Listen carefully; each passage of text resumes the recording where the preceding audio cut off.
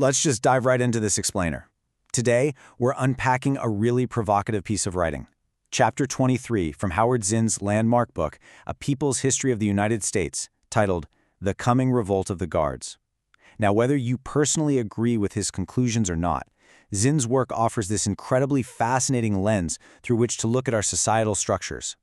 Throughout this explainer, we're going to visually map out his exact arguments to understand the nuts and bolts of how he believes American society is controlled and ultimately how he hopes it might all change. Here's a quick look at our roadmap. First, redefining American history. Second, the system of control. Third, who exactly are the guards? Fourth, the middle-class squeeze. And finally, the coming revolt. All right, Section 1.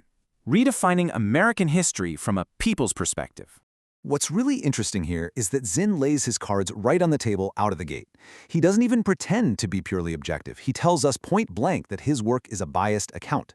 Why? Because he believes traditional history leans so heavily toward the elite, statesmen, governments, the establishment, that it's like a giant mountain of books threatening to crush us into submission.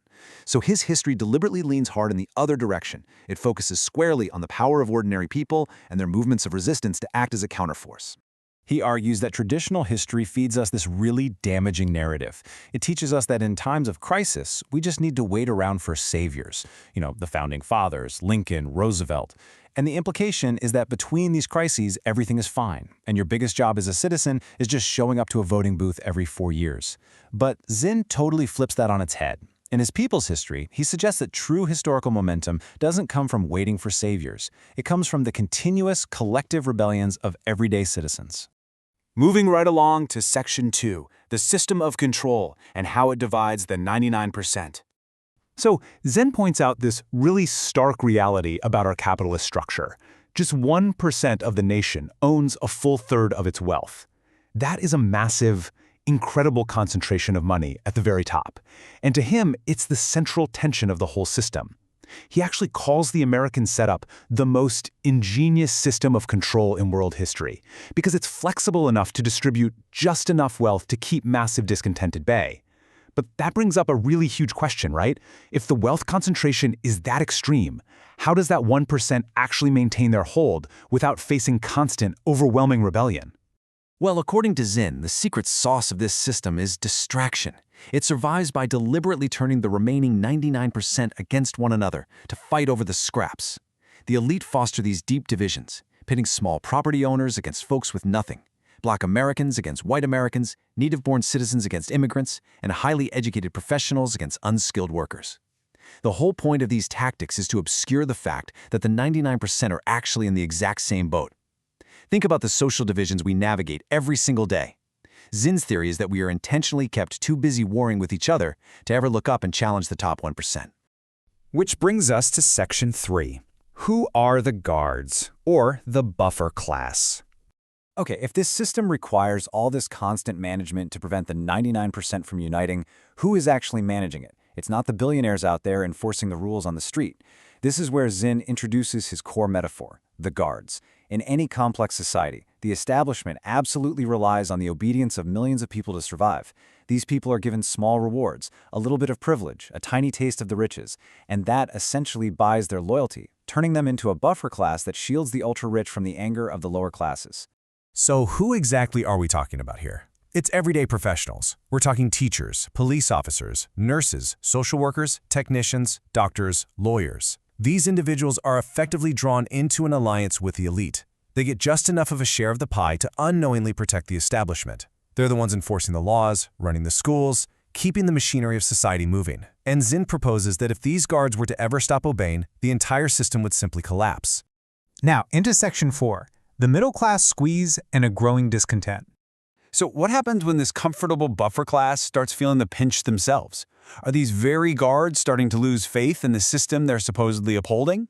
It's a question that feels incredibly relevant right now. Zinn points out that while the capitalist system has historically failed the lower classes, it usually provided just enough for the middle class to keep them quiet and compliant. But now, that sense of alienation, which used to be confined to the poor, is creeping upward into families well above the poverty line. Just look at the evidence he lays out for this middle-class squeeze.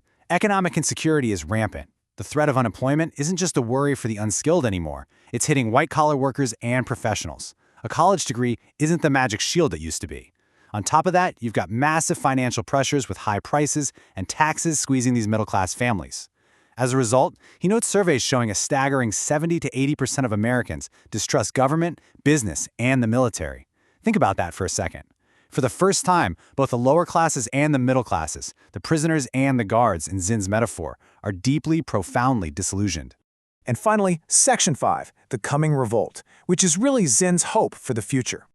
This shared disillusionment sets the stage for a pretty monumental shift. Now, Zinn frames this coming revolt of the guards less as a strict prophecy and more as a profound hope based on the history of resistance.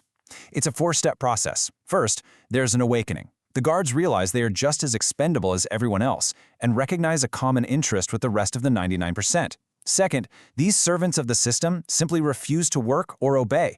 They stop propping up the old order. Third, because the establishment relies entirely on these guards for their power, their weapons, and their information, the elite immediately become totally isolated and ineffectual. And fourth, through this sheer, massive withdrawal of cooperation, the entire system gets dismantled and replaced with surprisingly little violence. To wrap up this explainer, I want to leave you with a really provocative thought directly from the text. Zinn argues that the prisoners of the system, the most marginalized, will always continue to rebel. But the true wild card, the ultimate decider, is the middle class. Will the everyday professionals, the guards of the system, ever fully awaken to their shared struggle and join forces with the prisoners? Zinn believes that if they do, it's a total game changer and the world could be entirely transformed. Thank you so much for joining me to explore this fascinating chapter. Keep questioning, keep learning, and I'll catch you in the next explainer.